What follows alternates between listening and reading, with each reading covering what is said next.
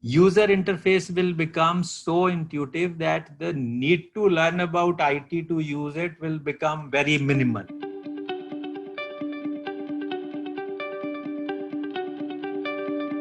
You are listening to Understanding the Future podcast. I am the host Punit Gandhi, and this podcast is developed in association with Climate Center for Cities under the National Institute of Urban Affairs and the Ministry of Housing and Urban Affairs.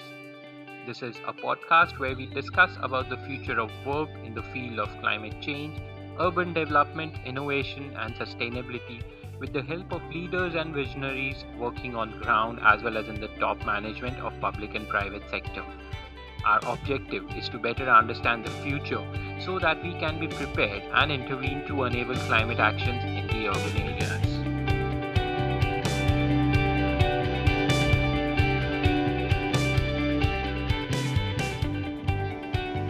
Hello, everyone. I'm Punit Gandhi, the host of the podcast Understanding the Future. And today we have with us Mr. Vikas Kanungo, who's Senior Consultant for the World Bank Group for Digital Development and Global Practices.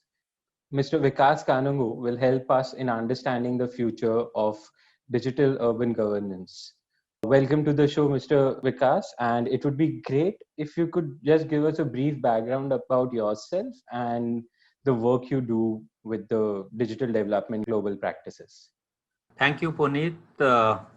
By way of introduction, my name is Vikas Kanungo. I work with the digital development global practice of the World Bank since 2008. So this has been around 11 years now. Before that, I have worked with the European Commission and helped them create a e-governance policy till 2050 for the European Union. And I've also worked as an advisor with the Government of India in helping them formulate their mobile governance policy, and with UNDP in helping India enhance their public service delivery. In addition to that, I've worked with more than 20 organizations across the world, but largely in the domain of ICT, starting from the time when computers were used on a DOS operating system to the time now when we're talking about Industry 4.0, robotics, and all those things. I think it would be a great start to set a context of what is digital governance and what is digital urban governance for the audience. Two things. Digital governance basically would be, in very simple words, to deliver public services in the pocket of citizens, where they keep their mobile phones. So moving from era where for every service you have to visit a particular department of government, for water you go to water department, for electricity you go to electricity department, for other services. So there are multitude of departments you had to go before the digital governance came in. But with digital governance, you don't need to know which department you have to go to. You just ask for a service and the system finds the relevant department and the officers for you based upon the information you provide. So this is basically a concept of where the government reaches out to the citizens rather than the citizens reaching to the government. Now, in the context of urban, in cities so far, the definition of urban governance was limited to what a ULB or urban local body delivers. But as we all know that in a city, you also have health department, which may not be under the ULB. You have roads department, you have traffic police, you have normal police, which may or may not come under the jurisdiction of a urban local body. So when we are talking about our urban governance or the smart cities, we are applying concept of digital governance at a city level, where the city becomes a platform for delivering multiple services to citizens, while on the back end, all these departments collaborate and integrate with each other so that the whole of government or a uniform experience can be provided to citizens. Okay.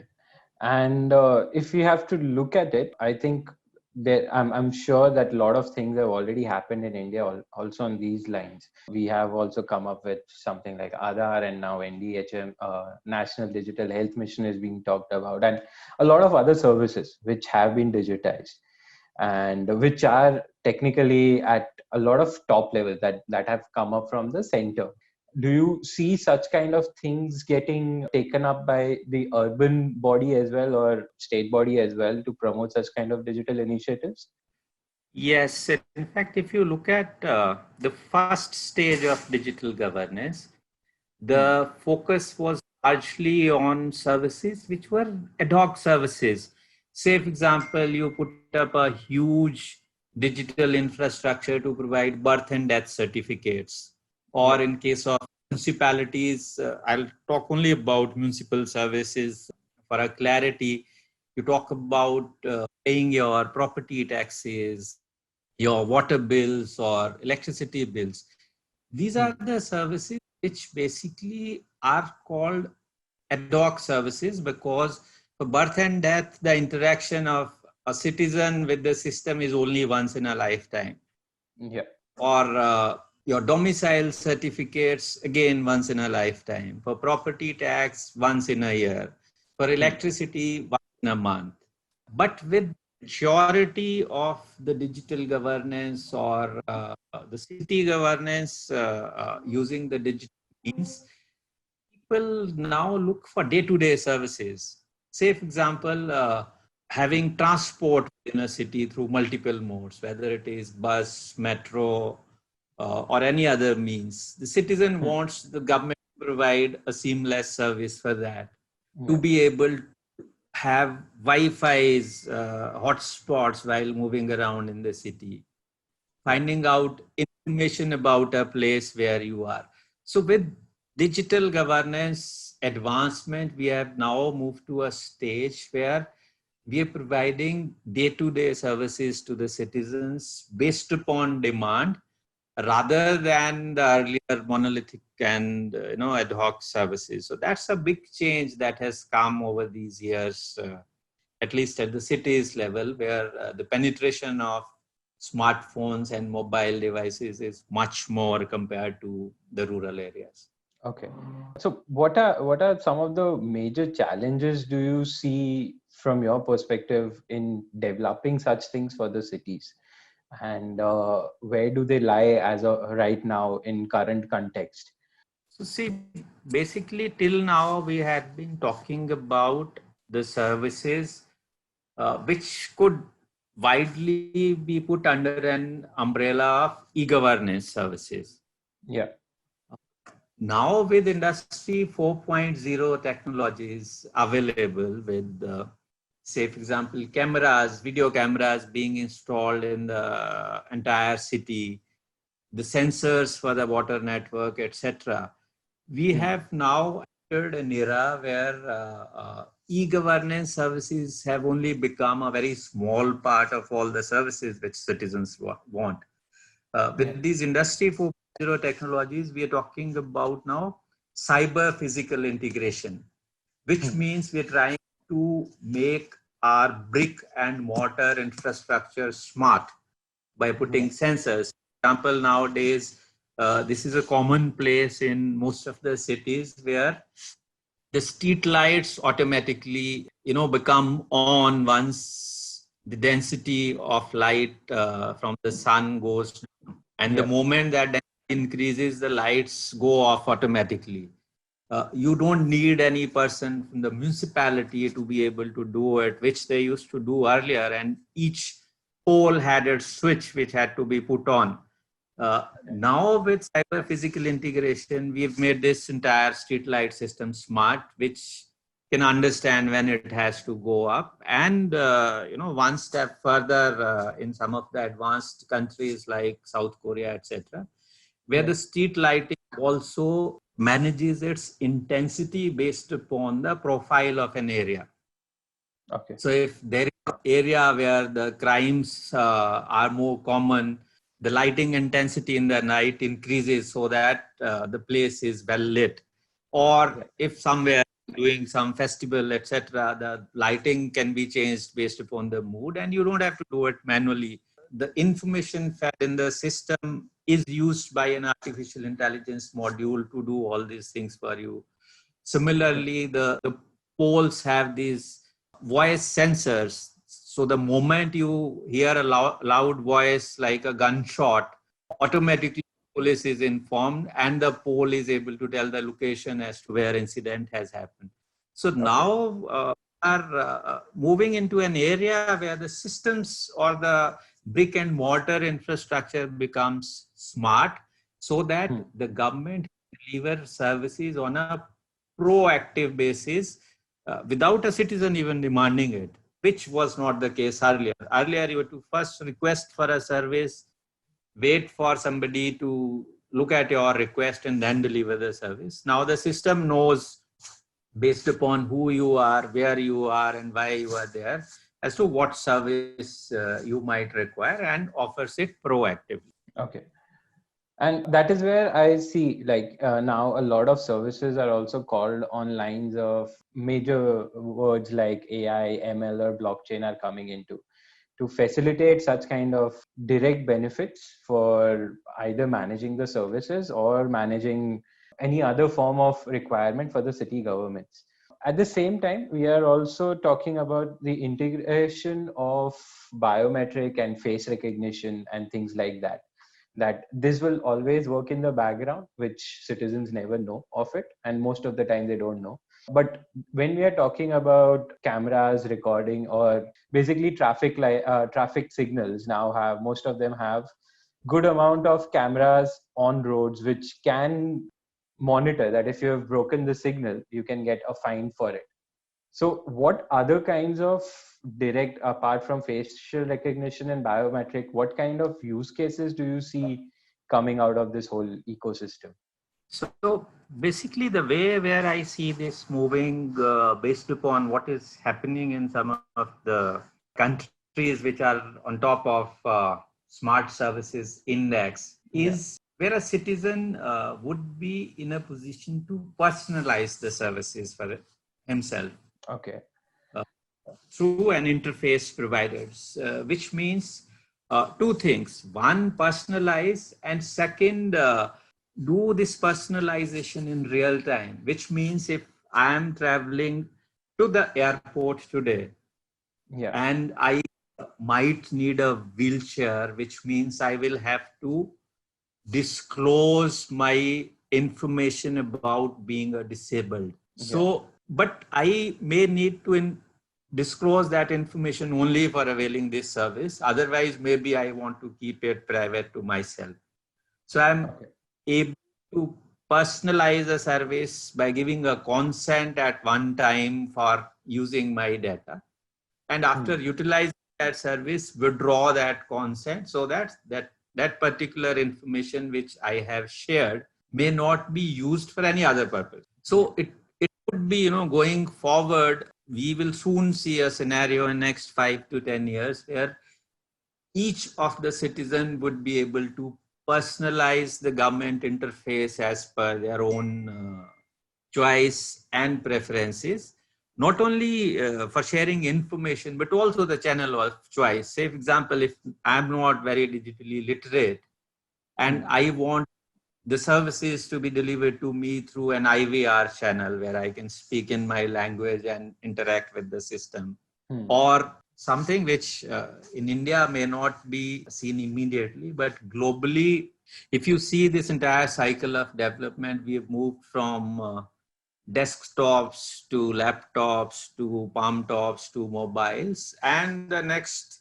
cycle would be the embedded systems, especially I think COVID outbreak. This entire development of having embedded systems has picked up the pace like never before. So maybe in very near future, we will have some system embedded onto our body which can tell whether we have a fever or we are going to need a doctor. Our our pulse rate, our temperature, everything. This is being used in some of the countries, but wherever it is being used, those countries at the moment are not very democratic countries where this has been enforced onto the citizens. So we will still need to get this technology matured enough where I can use it at my own choice rather than being enforced on me by the administration. Okay. So here then comes a part where citizens directly have to interact and understand these processes. And that is where, no doubt now with mobile penetration going high, having Geo as well on the market and decreasing the price of internet has helped in better penetration of internet as well. How does that translate into adopting to these services? Because that is still something which is lacking at a lot of places.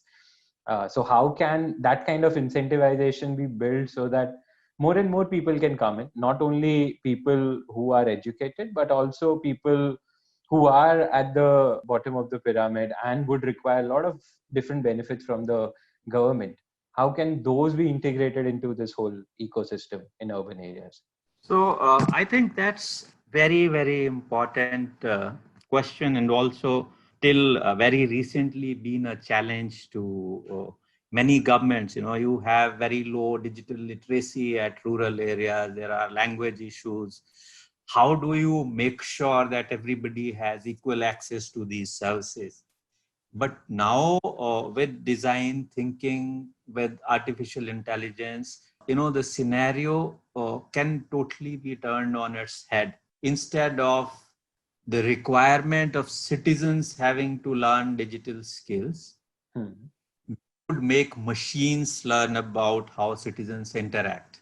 Okay. That is where new kind of interfaces will be seen in near future, where, as I said, these smart systems can know, since we have your identity with your consent, we have your documents in your digital locker, for which you can give a consent to, provide specific information you want.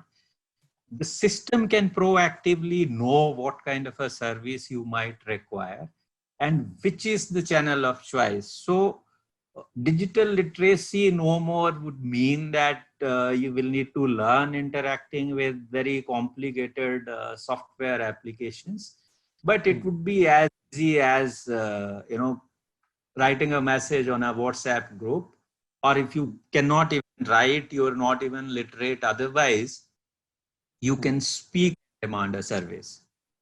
So those things are still on the maturity curve, but very soon I think digital literacy would mean the machine having to learn what a citizen might want and how to interact with the citizens, as much as the humans will need to learn to interact with the machines. But with design thinking, it's going to be much and much easier, because if you see generation now, if I give a iPhone or a good smartphone to a kid, without teaching it, is able to figure out how to use it. So the user interfaces are becoming that much intuitive and smart to make it easier for people. So of course, digital literacy in terms of awareness to use these systems still will need to be done by the governments, and that is going to be a huge task. Yeah. But it is going to be that complicated for the people to be able to interact with digital systems. Okay. But then how do ULBs and state government become part of it? Because currently we do see that a lot of such initiatives are again there on the national level as well, that we are trying to build up urban data exchange or in urban innovation stack or citizen centric smart governance. So there are a lot of initiatives already in place for them, but we also need that kind of capacity on the ground to make sure that that can be developed. And then there comes the part of where this usage will come in, where design thinking and everything will help us. So how do we fill up the middle gap? How do we make sure that that can function in the best way possible to make sure that eventually citizens can get the maximum benefit out of it? So basically, that's another big challenge which has shaped the way systems are designed. The entire digital usage is now moving from a pipeline mode to a platform mode. As rightly said, the cities might not have individually might not have capacity to design and implement these kinds of complex solutions, which at the back end may be very complex, but on the front end they are going to be that much easier for citizens to use. True. Even if each of the cities or many of the cities had the capacity, given the fact that we are a developing country, and also in developed countries there is no need to develop these systems so many times over. So that is where the role of central government or CCSG comes, where the government may be able to provide a unified, I'm not saying uniform, a unified platform with all these common components, which may be the user interface, the IoT engine for interacting with the sensors, the national ID, Jandhan, Aadhaar, and bank account linkage, etc., as the shared common public goods. So all these complex pieces may be built at the national level as a shared good, which each of the cities can just utilize.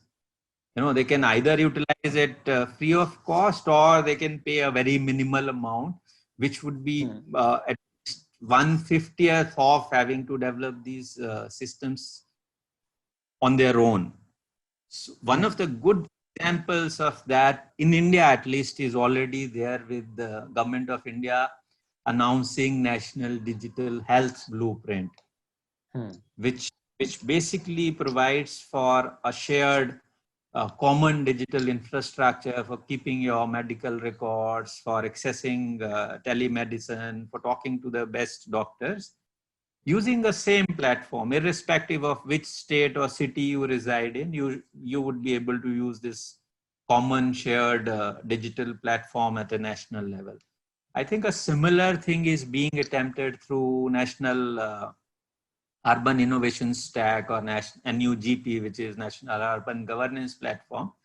And CCSG is the first step in that direction, which is trying to take up some of the services on a priority basis and build this kind of a shared service platform at a national level. Okay. And then does government here become as an enabler of that ecosystem, or does government become here as a broker of the ecosystem? Where does government come in here? Two things basically. One, for this kind of a system to work uniformly across the country and provide benefits to multiple cities to use it as a common platform, the government first has a role of setting up and notifying both governance and technology standards, so that any player who wants to be a part of this ecosystem can become a part of this ecosystem without any discrimination, which means that the system should not be monopolized by one player or another. So those kinds of rules will have to be set up by the government. Those kinds of standards will have to be notified. Second, if we know, and we already know, at least in urban, that there are some common elements which are service agnostic. Say, for example, a GIS engine for a city, an IoT engine for interfacing sensors, a data analytics engine for making sense of the data, a common repository or a registry for identity of people through Aadhaar, their bank accounts, another repository for defining the properties of people, as if whether he's a farmer, he's below poverty line, he's above poverty line. Those things could be provided by the government as a shared platform. Now, whether the government wants to do it with their own money, or they want to engage a private player in a PPP mode, It will depend on how the government wants to do it. And also the federal structure of India would also kick in, because as you see in case of GST, the government has been able to create consensus among states and then built the system itself and provided it to every state to utilize. Similar is for passport, where you have a common digital platform which is used by all the states. For income tax, we have done that. Yeah. So for whether the government wants to provide, the only difference is GST, income tax, and passports have been central subjects, even if the implementation is at the state level, so they could do it. But urban is something which is not even a state subject, it is one layer below that. So creating consensus on using common platforms or components would be possible only if the government is able to demonstrate the use of that and the benefit of that. But I think if we can't do it for the entire nation at a central level, at least each state can set up these kinds of platforms so that all the cities within the state use a common platform and avoid both duplication and also overcome the problem of capacity at the individual city levels. Okay. And so, yeah, that is where even I was coming next was, so should we also decentralize the model of, or how can we actually decentralize this model of development as well to a certain extent? Because India being a big country has definitely a lot of challenges in each of its geography, which are different. No doubt we try to create a centralized system or ecosystem for that. It does get very difficult for it. So how can that challenge be taken up by state governments or bigger urban local bodies or in that region to help and cater to the surrounding urban local bodies so that everything can be encompassed, or they can be leader cities of their own and they can help out the remote towns around their cities? How can something work out on that aspect of it? See, basically, when we talk about an ecosystem, that itself means that nobody is controlling it. It is driven through a shared set of technology standards and the governance rules. As an example, take Amazon. It has an underlying technology piece which is shared by everybody. But on top of that, each vendor is able to decide which product he wants to sell, how does he want to package his project, at what cost does he want to sell. But the underlying supply chain, say, for example, is common. So whether you are a very small vendor or a big vendor, you don't have to worry about the logistics of delivering your product to the end user. So that is provided a common component of that system.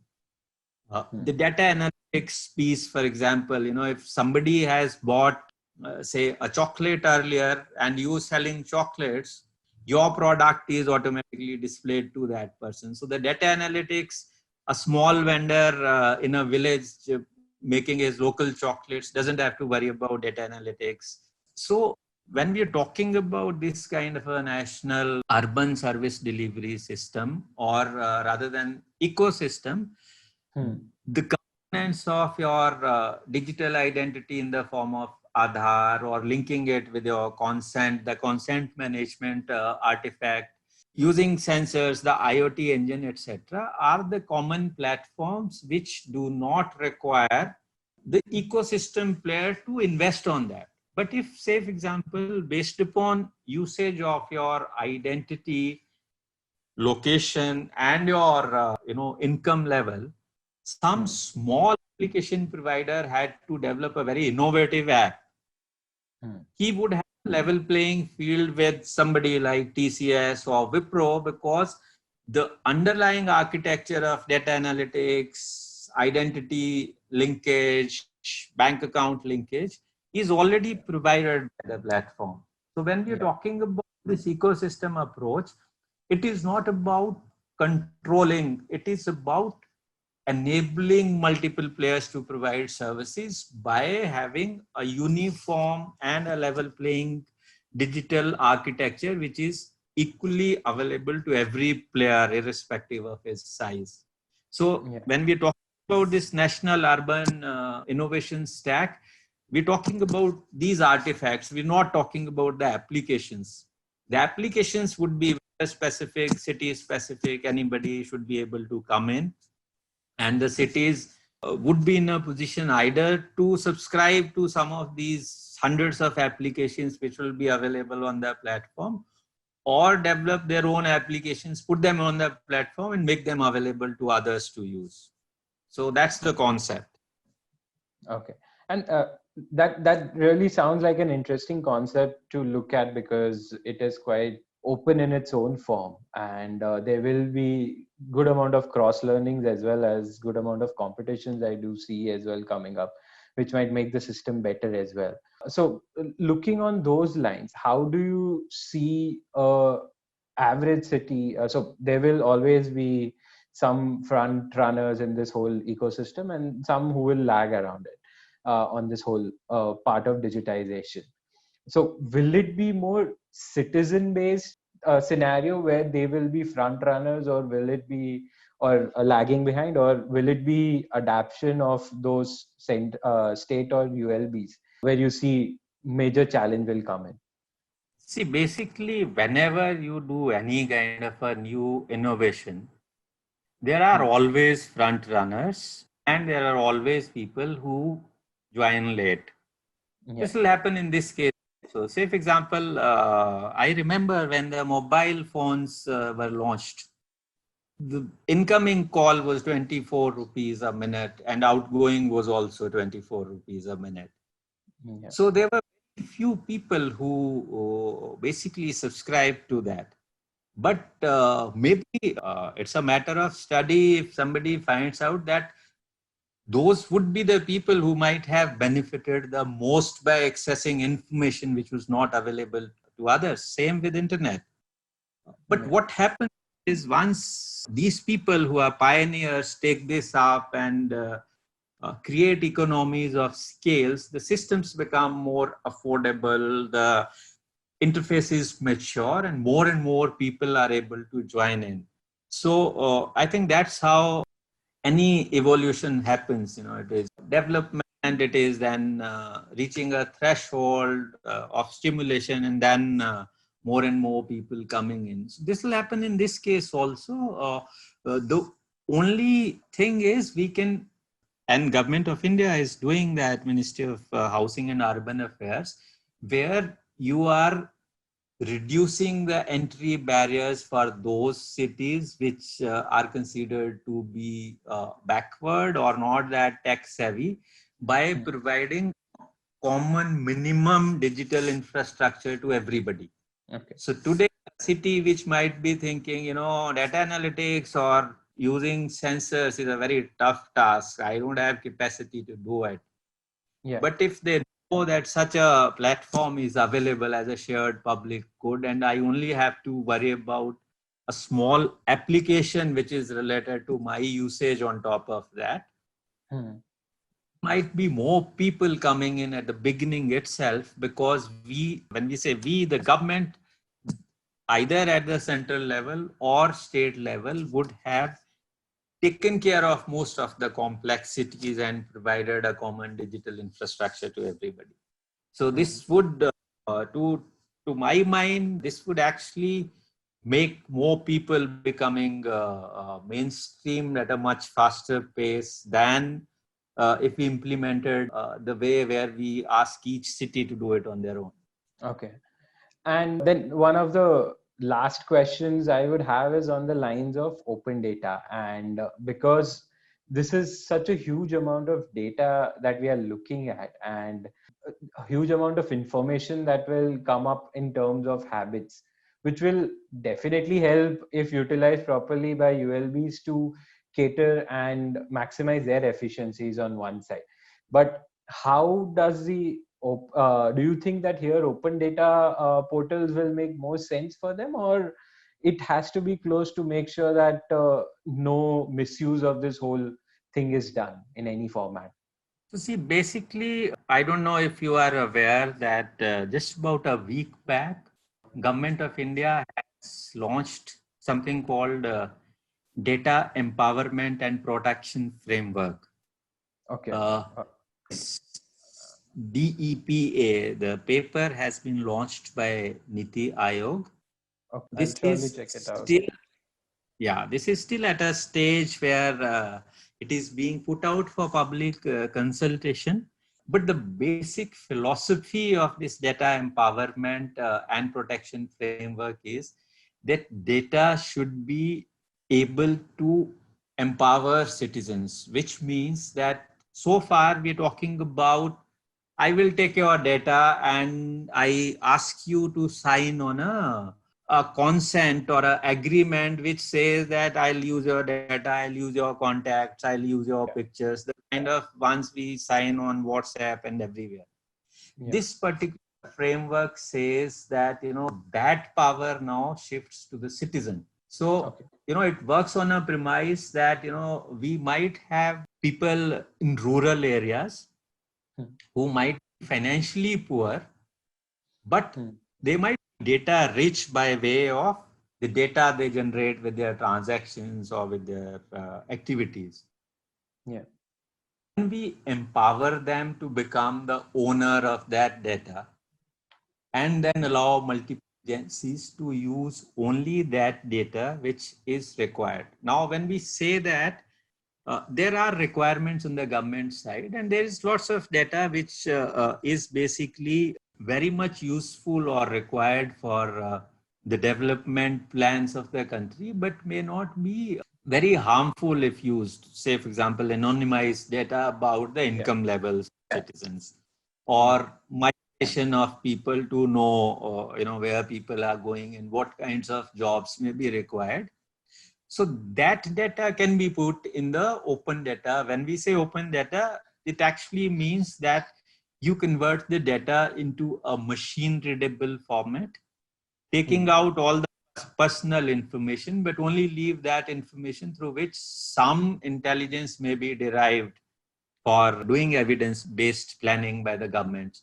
So we could open up those data sets where not only governments, but private players also can utilize that open data to create new applications and services for citizens, as long as we are able to ensure that the public data of people is not misused. And that is, I think, very beautifully addressed in this entire data empowerment and protection framework. Once implemented, I think this will be the first of its kind globally. Such a mature data empowerment framework. It is like turning the entire thing of data privacy around its head, making a citizen owner of his data, and giving him power to be able to give and withdraw consent on each of its data elements depending upon his own needs, rather than signing a blanket agreement with anybody saying you can use whatever data I have on my phone or on my laptop. Okay. That sounds very interesting, and I think exciting as well to look out for in digital governance and especially urban governance. So that brings me to the last question on lines of, no doubt a lot of new development is required in tech, in socio-technical aspect as well that we were talking about with design thinking. And another comes also with policy that you just brought up at the end, that it's very important to make sure that these things are taken into account. So what kind of skill sets do you see would be important in these fields for anyone who's interested in working in this kind of field in future? Basically, before we come to that, we have to understand one thing that, post this COVID pandemic, going digital is no more an option. Yeah. This has become the new normal. And if you read the global studies, more than 95% jobs in future would require you to have digital skills. You won't be able to do without them. So one thing which everybody needs to understand is that this new normal is going to be mostly digital. So Incidentally, the Government of India policy or the Digital India mission actually said it long back, digital by default Yeah. or mobile first policy, which they, but now post COVID, that is no more an option. It's a compulsion that you would have to not only do most things digitally, but as I'm saying, even to respond in future to pandemics like this or any other disasters, the power of being able to utilize data in real time, do predictive modeling, use artificial intelligence, have embedded systems to make sure that citizens are given services on a proactive basis, even if before they can they reach a stage where recovering becomes very difficult for them. So I think understanding how to utilize digital systems as a minimal level as the users, but if you want to be a professional, learning about digital user interfaces, data analytics, robotics, artificial intelligence, blockchain is going to be hugely. What is being said is that 95% of the jobs would require digital skills, but the kind of digital technologies which are coming would also create additional more than 2 million jobs. Okay. The nature of which is not yet known. What is known is that they will be in the digital domain, they would be related to Industry 4.0 technologies. But what would be the jobs, we will know only in the future, once we have embedded systems and all these things becoming mainstream. So I guess one which anybody who's looking for a job, at least in the digital domain, will have to learn is that one, it'll have to be a continuous learning. So if you have the temperament to unlearn and relearn fast, then you should opt for this domain, because the knowledge you acquire today may become obsolete in 6 months or maximum 1 year, and you may have to acquire new knowledge about a new digital system. So one thing, the agile, we've been talking about agile governance and agile working, but I guess agile learning also becomes a new field where you learn about new things that come, and the development is so rapid that that's why they are called disruptive technologies. They would totally disrupt the way we think about governance, we think about service delivery, we think about doing business.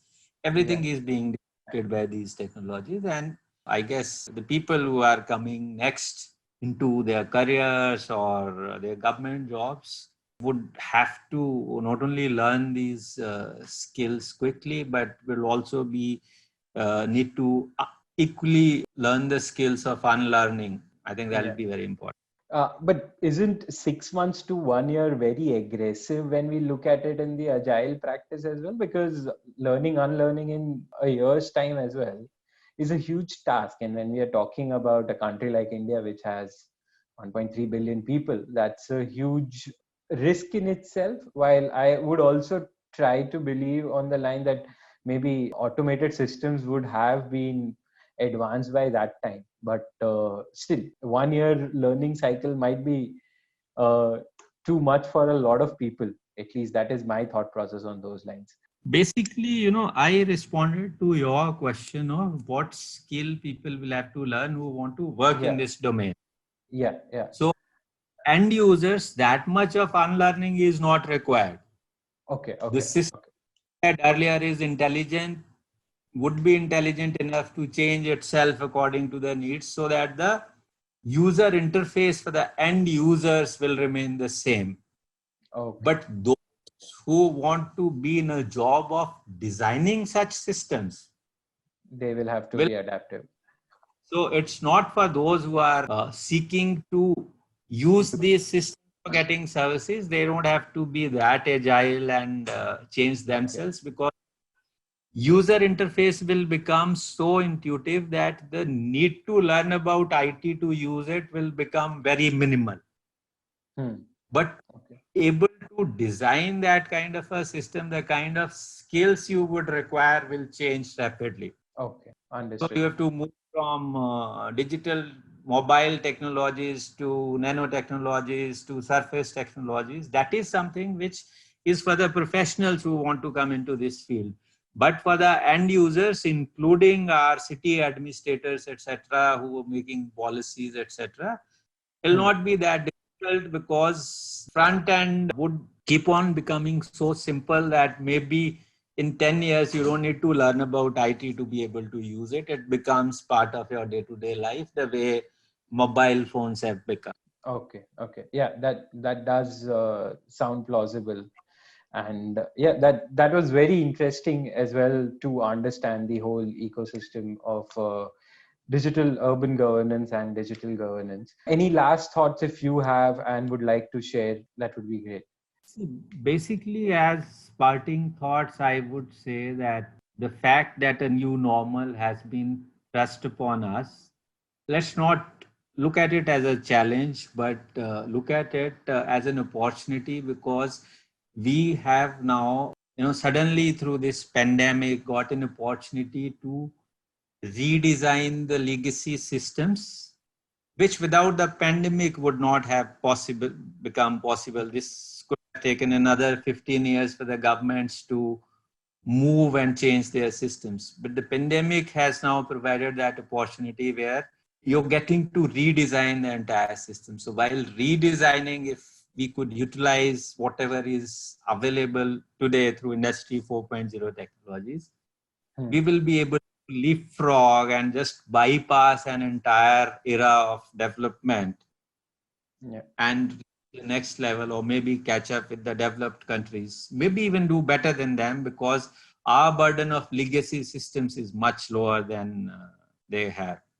So I think this is a huge opportunity for us to create 21st century systems, because the pandemic has given you that opportunity to use disruptive technologies or disruptive governance methodologies. Yeah, I absolutely agree with that, that we do have to utilize this as an opportunity to make sure that we can scale up at a faster rate. Thank you, Mr. Vikas, for a very interesting conversation about digital urban governance. I really hope that our audience has also enjoyed this talk with us, and I hope that they now know a bit better of what future holds for them in the digital urban governance sector. Thank you. Hope so, and I wish everyone very good luck and a much better time ahead with this state-of-the-art new systems post COVID-19 pandemic era. Yes, I think that should be a good progress for us as well. Thank you so much.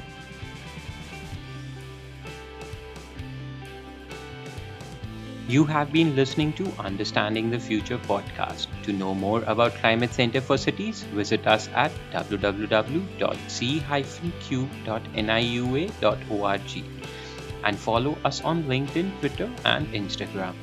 The show is conceptualized, hosted, and produced by Punit Gandhi. You can listen to the show on Apple Podcast, Google Podcast, and Spotify. So don't forget to subscribe to the podcast and share it with your friends and colleagues. Thank you and stay tuned for the next episode.